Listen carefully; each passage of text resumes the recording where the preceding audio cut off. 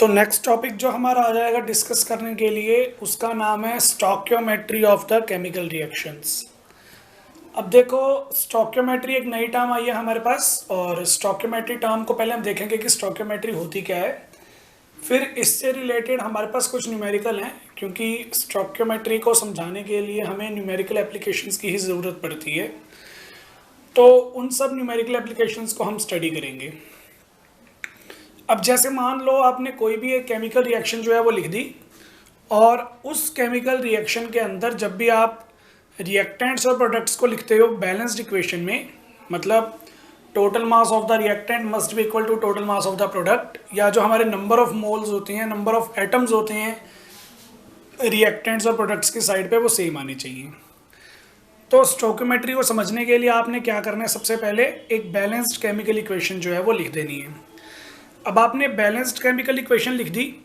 जब भी आप किसी बैलेंस्ड केमिकल इक्वेशन को रिप्रेजेंट करोगे तो आप ये देखोगे कि आप उस इक्वेशन की हेल्प से अपने रिएक्टेंट्स और प्रोडक्ट्स के बीच में डिफरेंट टाइप के रिलेशन जो है वो एक्सप्लेन कर सकते हो। फॉर एग्जांपल मैं आपको बोल रहा हूँ कि मेरे पास कोई रिएक्शन है, अगर मैंने उसको बैलेंस्ड इक्वेशन की फॉर्म में लिख दिया तो मैं उस रिएक्शन के अंदर रिएक्टेंट और प्रोडक्ट्स को मासेस के रिलेशन में आपस में रिलेट कर सकता हूँ।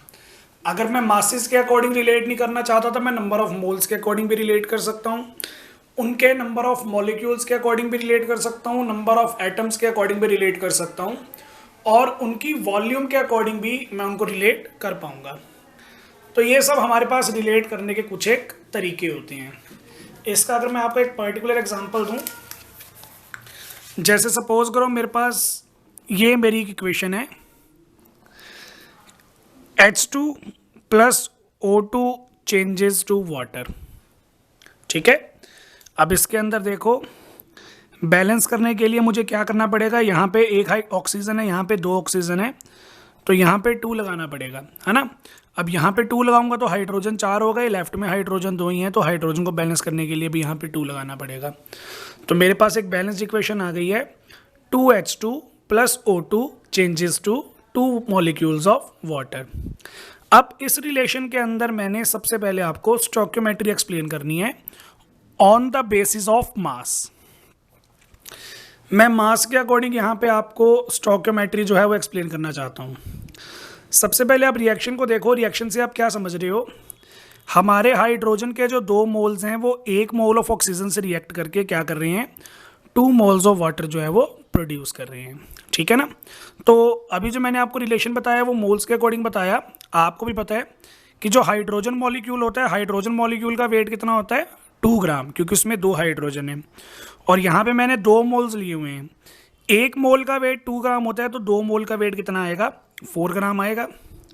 वैसे ही हमारे ऑक्सीजन मॉलिक्यूल का क्या वेट होगा, ऑक्सीजन मॉलिक्यूल में 2 ऑक्सीजन है, तो 16 2 32 ग्राम होगा हमारी ऑक्सीजन का वेट। और यहाँ पे जो हमारा वाटर मॉलिक्यूल है, वाटर मॉलिक्यूल का वेट कितना होता है, 18 ग्राम। वाटर मॉलिक्यूल के भी यहाँ पे 2 मोल्स आ रहे हैं, तो मेरे पास टोटल कितना अमाउंट हो जाएगा वाटर का, 36 ग्राम हो जाएगा। अब मुझे इनका स्टोइकियोमेट्री रिलेशन देना है on the basis of mass, जैसे मैंने लिखा।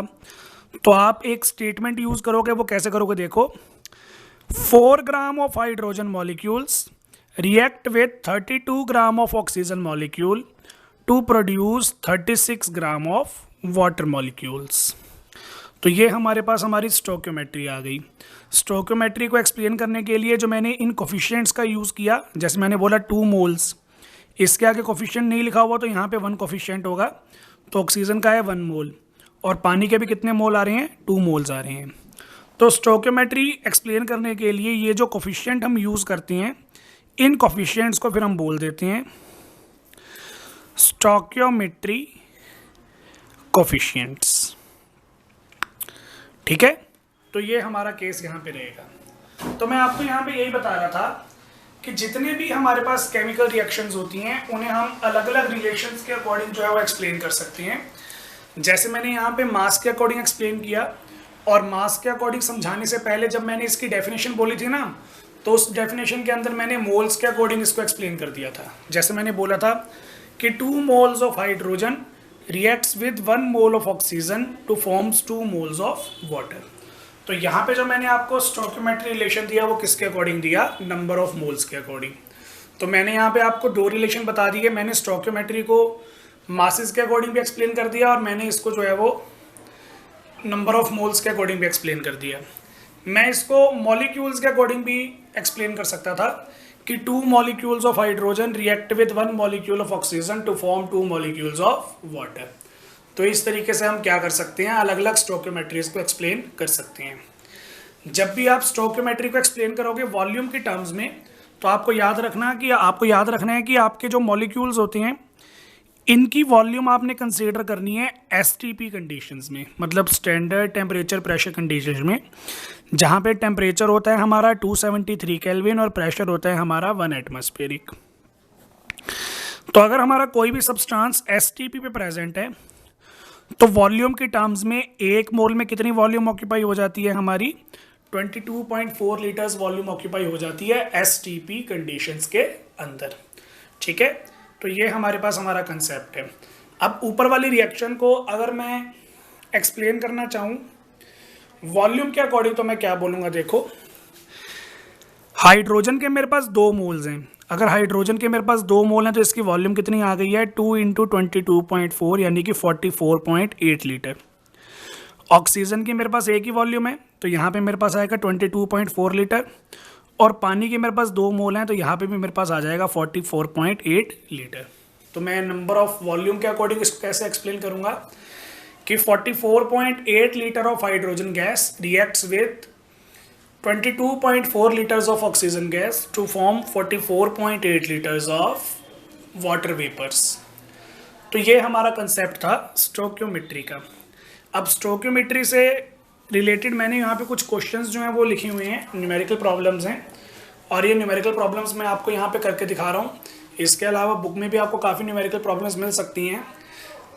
आप इनमें जितने भी मैंने आपको टाइप बताए, जैसे moles, masses, molecule and volume, तो आप मासेस वाला जो कंसेप्ट है वो यूज़ कर सकते हो। मासेस वाले कंसेप्ट से रिलेटेड बहुत न्यूमेरिकल आते हैं और आपको ये एनसीईआरटी में भी मिल जाएंगे। तो सबसे पहले मैं आपको कुछ एक क्वेश्चन बता रहा हूँ। देखो, पहला क्वेश्चन है मेरा, calculate amount of water produced by combustion of 16 gram of methane. तो देखो मीथेन, उसका फॉर्मूला होता है CH4। 10th क्लास में आपने पढ़ा होगा, एल्केन का ये टाइप है। तो मीथेन का फॉर्मूला होता है CH4। उसने बोला कि हमने क्या करना है, 16 ग्राम मीथेन की कंबशन करनी है। तो 16 ग्राम मीथेन है हमारे पास, उसकी कंबशन करेंगे, मतलब उसको जला देंगे। तो जलाने से इसका मतलब है यहाँ पे कि हम CH4 की रिएक्शन करवा रहे हैं ऑक्सीजन के साथ। तो जब आप एल्केन यानी कि हमारे मीथेन की रिएक्शन करवाओगे ऑक्सीजन के साथ, तो वहाँ पे कार्बन डाइऑक्साइड और वाटर 2 चीज़ें प्रोड्यूस होती हैं।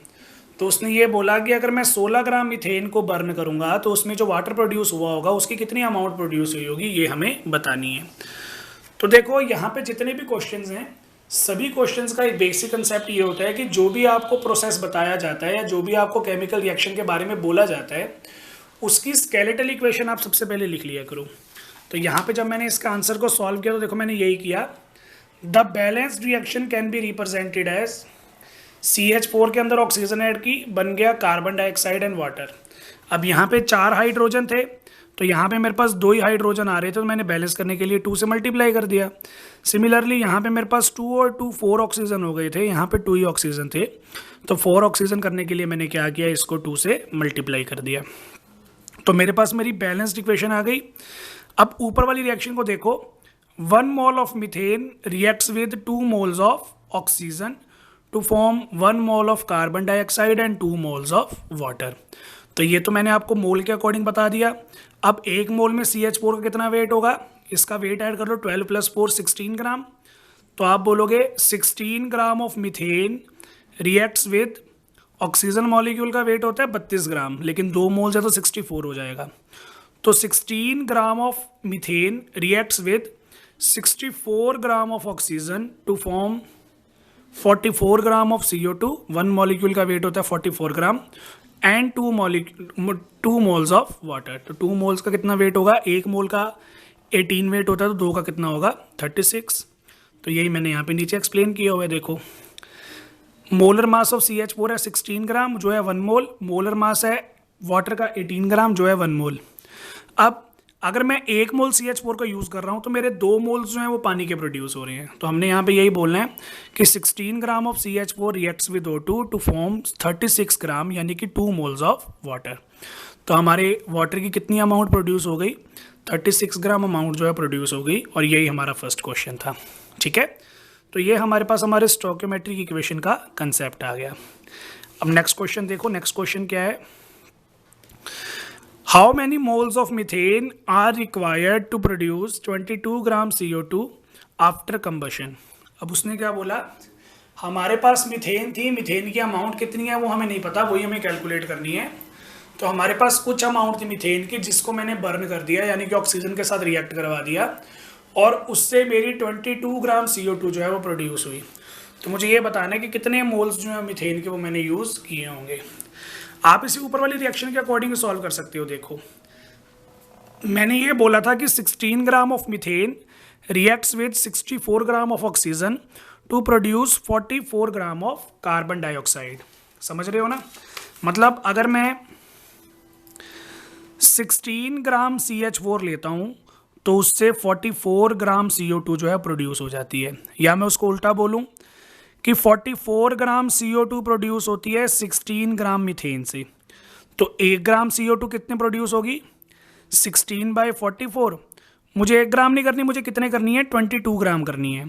तो 22 ग्राम के लिए 22 से मल्टीप्लाई कर देंगे, हमारे पास कितना अमाउंट आ जाएगा, 8 आ जाएगा अमाउंट। हमें ना क्वेश्चन में अमाउंट नहीं निकालना, हमें निकालने हैं नंबर ऑफ मोल्स। तो अमाउंट कितनी आ गई, 8, मॉलिक्यूलर वेट कितने हैं, 16, तो नंबर ऑफ मोल्स कितने आ जाएंगे, 8/16 यानी कि 0.5। तो यही क्वेश्चन मैंने यहाँ पे सॉल्व किया हुआ। देखो सबसे पहले हमें क्या करना होता है, बैलेंस रिएक्शन लिखनी होती है। तो the balance reaction can be represented as CH4 + O2 changes to CO2 + 2H2O, जैसे मैंने ऊपर लिखा था। अब मास ऑफ मीथेन है 16 ग्राम 1 मोल का, मास ऑफ CO2 है 44 ग्राम का। Here amount of CO2 is given is 22 gram, तो number of moles of CO2 given 22/44 0.5 mole. हमें CO2 के कितने मोल दिए हुए हैं, हाफ मोल दिया हुआ है। अब देखो 1 mole of CHO produce 1 mole of CO2, या 1 mole of CO2 is produced from 1 mole of CH4। अगर 1 मोल CO2 जो है वो 1 मोल CH4 से प्रोड्यूस होता है, तो इसका मतलब आधा मोल किससे प्रोड्यूस होगा, आधे मोल से। इसलिए अमाउंट कितनी आ गई, 0.5 × 16, 8 ग्राम अमाउंट आ गई। मैंने जो यहाँ पे आंसर निकाला है वो मोल्स के लिए भी निकाल दिया, ये रहा मेरा मोल्स की टर्म में आंसर, और ये जो मैंने आंसर निकाला ये अमाउंट की फॉर्म में निकाल दिया। क्वेश्चन में मोल्स की फॉर्म में पूछा हुआ था, तो आप यहाँ पे भी आंसर छोड़ सकते हो। तो ये हमारे पास हमारा सेकंड क्वेश्चन था। नेक्स्ट क्वेश्चन फिर हमारे पास आ जाएगा question number 3, 1.5 gram of impure sample of sodium sulphate. तो यहाँ पे हमारे पास सोडियम सल्फेट है। सोडियम सल्फेट का फॉर्मूला हमें पता होना चाहिए। सोडियम सल्फेट जो है उसका मॉलिक्यूलर फॉर्मूला है Na2SO4। तो उसने बोला कि सोडियम सल्फेट का 1.5 ग्राम का इम्प्योर सैंपल है हमारे पास, मतलब टोटल वेट जो है हमारे सैंपल का 1.5 ग्राम आ रहा है। उस 1.5 ग्राम में कुछ इम्प्योरिटीज़ भी प्रेजेंट हैं और हमारा सोडियम सल्फेट भी प्रेजेंट है। अब मुझे नहीं पता सोडियम सल्फेट कितना है, हो सकता है सोडियम सल्फेट आधा ग्राम हो, बाकी एक ग्राम इम्प्योरिटी हो सकता है सोडियम सल्फेट 1 ग्राम हो और आधा ग्राम इम्प्योरिटी हो, तो वो कोई भी प्रोपोर्शन हो सकती है, मुझे उसके बारे में कोई भी आइडिया नहीं है। क्वेश्चन को आगे बढ़ते हैं। उसने बोला dissolved in water was treated with excess of barium chloride when 1.74 gram of barium sulphate were obtained। उसने बोला कि हमने 1.5 ग्राम इम्प्योर सैंपल बनाए हुए हैं सोडियम सल्फेट का पानी के अंदर, और उस सॉल्यूशन की हमने किससे रिएक्शन करवा दी, बेरियम क्लोराइड से, मतलब BaCl2 से। जब हम हमारे 1.5 ग्राम इम्प्योर सैंपल की बेरियम क्लोराइड से रिएक्शन करवाते हैं तो वहाँ पे हमारे पास 1.74 ग्राम बेरियम सल्फेट जो है वो प्रोड्यूस हो जाएगा। ठीक है, तो हमें क्या करना है, calculate percentage purity of the sample. जो हमारे पास हमारा सैंपल है वो कितने % प्योर है, हमें ये निकालना है। मतलब 1.5 ग्राम तो उसकी इम्प्योर की अमाउंट है ना, तो इस 1.5 ग्राम इम्प्योर सोडियम सल्फेट में कितनी % ऑफ प्योरिटी है, मतलब प्योर Na2SO4 कितना प्रेजेंट है, ये हमें निकालना है। ठीक है, तो अब इसके लिए देखो हम क्वेश्चन कैसे कर रहे हैं। सबसे पहले वही मैंने जो बताया, आपको अपनी रिएक्शन के लिए बैलेंस इक्वेशन लिखनी पड़ेगी। तो एक्चुअल में हो क्या रहा है, देखो सोडियम सल्फेट जो है वो बेरियम क्लोराइड से रिएक्ट कर रहा है और बेरियम सल्फेट जो है वो प्रोड्यूस कर रहा है। अब यहाँ पे देखो हुआ क्या है, डबल डिस्प्लेसमेंट रिएक्शन है। Ba जो है वो Na को रिप्लेस कर देगा और Cl जो है वो Na के साथ आगे कंबाइन हो जाएंगे। तो Na और Cl बना देंगे 2NaCl और Ba और SO4 बना देंगे बेरियम सल्फेट। गिवन क्या है हमें ये गिवन है कि सोडियम सल्फेट जो है उसकी अमाउंट है 1.5 ग्राम इम्प्योर वाले की और बेरियम सल्फेट जो है वो 1.7 ग्राम है। ठीक है, तो let x gram is the amount of pure sodium sulphate which produces 1.7 gram of barium sulphate. यहाँ पे मैंने ये वाली लाइन क्यों लिखी, देखो मेरे पास जो मेरा सैंपल है उसकी इम्प्योर अमाउंट है 1.5 ग्राम, है ना। लेकिन आप रिएक्शन के अंदर देखो, रिएक्शन के अंदर मैंने सिर्फ क्या लिखा, सोडियम सल्फेट लिखा। मैंने ये तो नहीं लिखा ना सोडियम सल्फेट प्लस इम्प्योरिटीज़। तो मेरे कहने का मतलब ये है कि यहाँ पे जो बेरियम सल्फेट हमारा बना 1.74 ग्राम, ये बेरियम सल्फेट जो है वो सिर्फ प्योर वाले सोडियम सल्फेट ने बनाया होगा, है ना। इम्प्योरिटी का तो यहाँ पे कोई काम ही नहीं है ना। तो मुझे नहीं पता कि कितना प्योर सोडियम सल्फेट यहाँ पे प्रेजेंट है, तो मैंने उसको क्या एज्यूम कर लिया, x एज्यूम कर लिया। हमारे पास 1.5 ग्राम में से x ग्राम जो है वो सोडियम सल्फेट प्योर था और उस प्योर सोडियम सल्फेट ने क्या किया, 1.7 ग्राम बेरियम सल्फेट जो है वो प्रोड्यूस कर दिया। बात समझ में आ गई। तो हमारे पास यहाँ पे x ग्राम अमाउंट आ गई थी। अब मैंने देखो फटाफट क्या किया, बेरियम सल्फेट का मॉलिक्यूलर मास कैलकुलेट कर लिया जो मुझे मिल गया 233 ग्राम। सोडियम सल्फेट का मॉलिक्यूलर मास कैलकुलेट कर लिया जो मुझे मिल गया 142 ग्राम। अब देखो अगर मैं यहाँ पे मोल कंसेप्ट की बात करूँ, स्टोइकियोमेट्री की बात करूँ, तो मैं क्या बोलूँगा कि 1 mole of barium sulphate is produced from 1 mole of sodium sulphate. तो 1 मोल में कितनी अमाउंट आ रही है बेरियम सल्फेट की, 233 ग्राम, और इसके 1 मोल में कितनी अमाउंट आ रही है, 142 ग्राम। तो मैं ऐसे बोल सकता हूँ ना, 233 ग्राम of barium sulphate is produced from the 142 gram of pure sodium sulphate. अगर मैं 233 ग्राम लूँगा बेरियम सल्फेट तो वो 142 सोडियम सल्फेट से प्रोड्यूस होगा। अगर मैंने 1 ही ग्राम प्रोड्यूस करना होगा तो कितना आ जाएगा, ये डिवाइड में आ गया 142/233, और मुझे 1 ग्राम प्रोड्यूस नहीं करना, मुझे कितना प्रोड्यूस करना है, 1.74 ग्राम।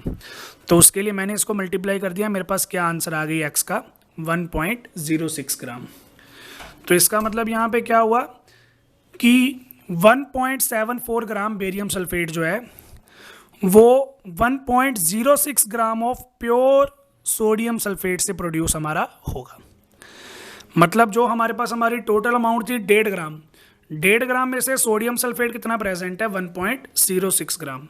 तो हमारे पास परसेंटेज ऑफ प्योरिटी क्या आ गई, pure sample divided by total sample into 100%। तो हमारे सैंपल की प्योरिटी आ गई 70.67%।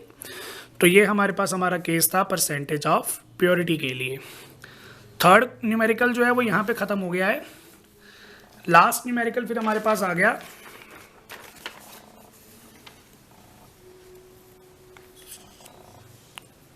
सेकंड लास्ट न्यूमेरिकल है, how many millilitres of 0.5 m H2SO4 are needed to dissolve 0.5 gram of copper carbonate. हमने ये बोला कि हमारे पास एक H2SO4 सल्फ्यूरिक एसिड है जिसकी मोलैरिटी आ रही है 0.5 m, और इस 0.5 मोलैरिटी वाले H2SO4 के कितने मिलीलीटर हमें चाहिए जिसमें हम 0.5 ग्राम हमारा कॉपर कार्बोनेट जो है वो डिसॉल्व कर सकें। तो ये क्वेश्चन देखो बड़ा सिंपल सा क्वेश्चन है। सबसे पहले हमें क्या करना है, हमारी बैलेंस्ड इक्वेशन जो है वो लिख लेनी है। देखो तो मेरे पास आ गई the balanced reaction for the above process. Copper carbonate जो है वो H2SO4 से रिएक्ट करेगा, डबल डिस्प्लेसमेंट की रिएक्शन है। तो हमारे पास बन जाएगा कॉपर सल्फेट और H2CO3। H2CO3 होता है हमारा कार्बोनिक एसिड। कार्बोनिक एसिड बहुत ही वीक होता है नेचर में, तो ये क्या करेगा, फर्दर डिसोसिएट हो जाएगा वाटर और CO2 के अंदर। तो वाटर और CO2 के अंदर ये डिसोसिएट हो गया, तो हमारी नेट रिएक्शन ये आ गई कि copper carbonate reacts with H2SO4 to form copper sulphate plus water plus CO2। तो ये हमारे पास हमारी रिएक्शन है। कॉपर कार्बोनेट की कितनी अमाउंट हमें दी हुई है, 0.5 ग्राम हमें दी हुई है। तो अब यहाँ पे सबसे पहले मैंने देखो क्या किया, कॉपर कार्बोनेट का मॉलिक्यूलर मास निकाल लिया जो आया 123.5, सल्फ्यूरिक एसिड का मोलर मास निकाल लिया मैंने जो आया 98 ग्राम। ठीक है, अब यहाँ पे देखो इक्वेशन में 1 मोल जो है कॉपर कार्बोनेट का वो रिएक्ट कर रहा है 1 मोल ऑफ H2SO4 के साथ, है ना। तो यहाँ पे भी हमारे पास यही केस बनेगा, आप यही बोलेंगे कि 1 mole of copper carbonate reacts with 1 mole of H2SO4।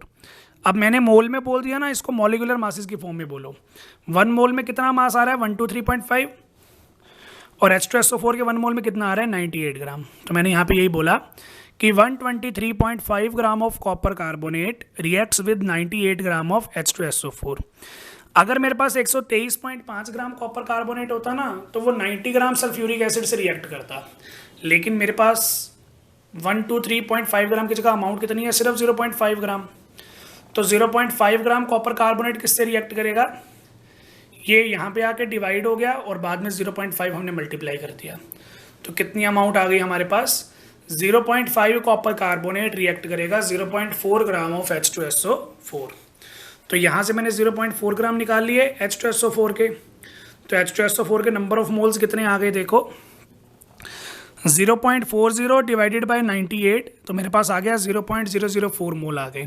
ठीक है, अब देखो according to the molarity definition 0.5 molarity H2SO4 का मतलब क्या होता है कि 0.5 moles of H2SO4 are present in the 1000 ml of the solution. हमारे पास मोलैरिटी की डेफिनेशन यही होती है ना कि number of moles of solute dissolved इन पर लीटर ऑफ द सॉल्यूशन। पर लीटर का मतलब 1000 ml हो गया। तो नंबर ऑफ मोल्स हमने कैसे निकाले, जो भी हमें मोलैरिटी की अमाउंट दी होती है वही हमारे नंबर ऑफ मोल्स आ जाते हैं। तो यानी कि 0.5 मोल जो है H2SO4 के वो डिसॉल्व हैं 1000 ml ऑफ सॉल्यूशन के अंदर। अगर 0.5 मोल जो है वो 1000 ml में प्रेजेंट हैं तो 0.004 मोल्स जो होंगे वो कितनी अमाउंट में प्रेजेंट होंगे, 8 ml में प्रेजेंट होंगे। तो इसका मतलब 0.004 मोल के लिए H2SO4 की कितनी वॉल्यूम आ गई, 8 ml। तो हम ये बोलेंगे कि 0.5 ग्राम ऑफ कॉपर कार्बोनेट जो है वो 8 ml H2SO4 के अंदर डिसॉल्व हो जाएगा, जिसकी मोलैरिटी होगी 0.5। तो ये हमें वॉल्यूम निकालनी थी। ये हमारा क्वेश्चन था, क्वेश्चन नंबर 4। लास्ट न्यूमेरिकल आ गया है हमारा इससे रिलेटेड।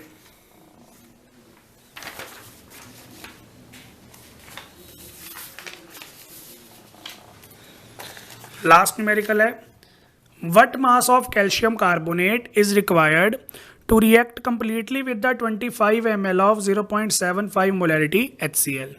हमारे पास HCl है, उसकी मोलैरिटी है 0.75 ml, उसका भी 25 ml हमने लिया हुआ है। तो अगर हमारे पास 25 ml होगा HCl का तो उससे कितना कैल्शियम कार्बोनेट हमारा रिएक्ट करेगा। ठीक है, तो सबसे पहले देखो given balanced chemical reaction, calcium carbonate जब रिएक्ट करता है HCl के साथ तो बनता है calcium chloride plus CO2 plus water. 1 मोल जो होता है कैल्शियम कार्बोनेट का वो रिएक्ट करता है 2 मोल ऑफ HCl के साथ। ठीक है ना। अब देखो we have to calculate mass of calcium carbonate is required to react completely with the 25 ml of 0.75 molarity HCl। ठीक है, तो यहाँ पे देखो अब क्या होगा। सबसे पहले हम क्या करेंगे, HCl की डेफिनेशन यूज़ करेंगे। हमारे पास HCl की मोलैरिटी कितनी आ रही है 0.75 मोलैरिटी। तो जितनी मोलैरिटी होती है उतने ही नंबर ऑफ मोल्स होते हैं। तो 0.75 moles of HCl is present in the 1000 ml of the solution. इतने मोल जो हैं वो प्रेजेंट है 1000 ml में, या मैं इसको उल्टा बोलूँ कि 1000 ml के अंदर कितने मोल्स प्रेजेंट होते हैं 75। हमें 1000 ml के लिए निकालना, हमें किसके लिए निकालना है 25 ml के लिए। तो therefore amount of HCl in 1000 ml जो होती है वो कितनी आ जाएगी हमारे पास 0.7 उसके नंबर ऑफ मोल्स थे, उसको मैंने HCl के मॉलिक्यूलर वेट से मल्टीप्लाई कर दिया तो मेरे पास अमाउंट आ गई।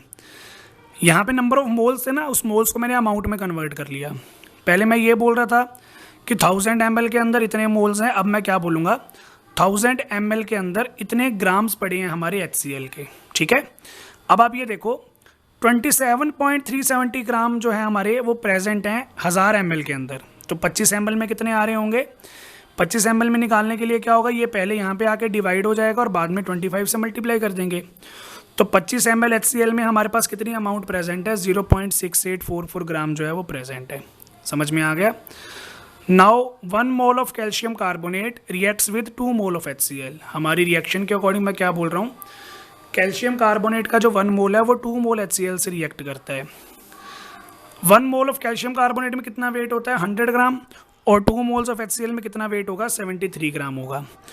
100 ग्राम अगर इससे रिएक्ट करता है, या मैं उल्टा बोलूँ 73 ग्राम HCl जो है वो 100 ग्राम ऑफ कैल्शियम कार्बोनेट से रिएक्ट करता है, तो हमारे पास कितना है HCl हमारा 0.6844। तो 0.6844 ग्राम HCl किससे रिएक्ट करेगा 100 डिवाइड बाई 73 इंटू अमाउंट, तो हमारे पास आएगा ये 0.937 ग्राम ऑफ कैल्शियम कार्बोनेट। तो अगर मुझे 25 ग्राम HCl की रिएक्शन करवानी है, 25 ग्राम HCl जो होगा वो 0.9 ग्राम ऑफ कैल्शियम कार्बोनेट के साथ रिएक्ट करेगा। तो ये हमारे क्वेश्चन थे स्टोइकियोमेट्री से रिलेटेड। बाकी अगर आप एनसीईआरटी में करेंगे तो आपको और भी एग्जांपल्स मिल जाएंगे। एनसीईआरटी के सारे न्यूमेरिकल्स आप सॉल्व कर सकते हो, और जो भी डाउट होंगे वो मुझसे ले सकते हो। लास्ट टॉपिक है हमारे चैप्टर का, वो है हमारा लिमिटिंग रिएजेंट, या उसको लिमिटिंग रिएक्टेंट भी बोल देते हैं। तो देखो मैंने यहाँ पे क्या किया, एक रिएक्शन करवाई। जैसे सपोज करो मैं एक जनरल रिएक्शन बोल रहा हूँ कि A + B changes to C, तो यहाँ पे मेरे पास 2 रिएक्टेंट हैं A और B। तो मुझे जब रिएक्शन करवानी है तो रिएक्शन के अंदर ये ध्यान रखना है कि सबसे पहले कौन सा रिएक्टेंट दोनों में से ख़त्म हो रहा है। सपोज करो मैंने A ले लिया था 10 ग्राम और B ले लिया था 20 ग्राम, तो अब होगा क्या, A की अमाउंट कम है तो A जो होगा वो पहले सारा रिएक्ट कर जाएगा ना, 10 का 10 ग्राम कंज्यूम हो जाएगा। जब A 10 ग्राम रिएक्ट करेगा तो B की अमाउंट अभी भी थोड़ी बहुत बची होगी, तो वो रिएक्टेंट हमारा जो रिएक्शन में सबसे पहले कंज्यूम हो जाता है, सबसे जल्दी कंज्यूम हो जाता है, उस रिएक्टेंट को हम क्या बोलते हैं, लिमिटिंग रिएजेंट बोल देते हैं। तो the reactant which reacts completely in the reaction is called limiting reagent. अब इसके भी रिलेटेड हमारे पास एक सिंपल सा न्यूमेरिकल है, वो न्यूमेरिकल देखो। 50 kg of nitrogen and 10 kg of hydrogen mix to produce ammonia. हम यहाँ पे क्या कर रहे हैं, अमोनिया गैस प्रोड्यूस कर रहे हैं, और अमोनिया गैस को प्रोड्यूस करने के लिए हमने 50 kg जो है वो नाइट्रोजन लेनी है, और 10 kg जो है हमने वो हाइड्रोजन लेना है। दोनों को मिक्स करके अमोनिया प्रोड्यूस कर रहे हैं। हमें एक तो यहाँ पे ये पता करना है कि कितनी अमाउंट हमने अमोनिया की प्रोड्यूस की, और हमें ये भी बताना है कि नाइट्रोजन और हाइड्रोजन में से लिमिटिंग रिएजेंट कौन है। ठीक है, तो सबसे पहले मैंने क्या किया, बैलेंस्ड इक्वेशन लिखी। 1 mole of nitrogen reacts with 3 mole of hydrogen to produce 2 moles of ammonia. यही हो रहा है ना। तो अब देखो मास ऑफ नाइट्रोजन कितना होता है 28 ग्राम, जो 1 मोल ऑफ इक्वल आएगा। मास ऑफ हाइड्रोजन होगा 2 ग्राम, और मास ऑफ अमोनिया होगा हमारे पास 17 ग्राम, है ना।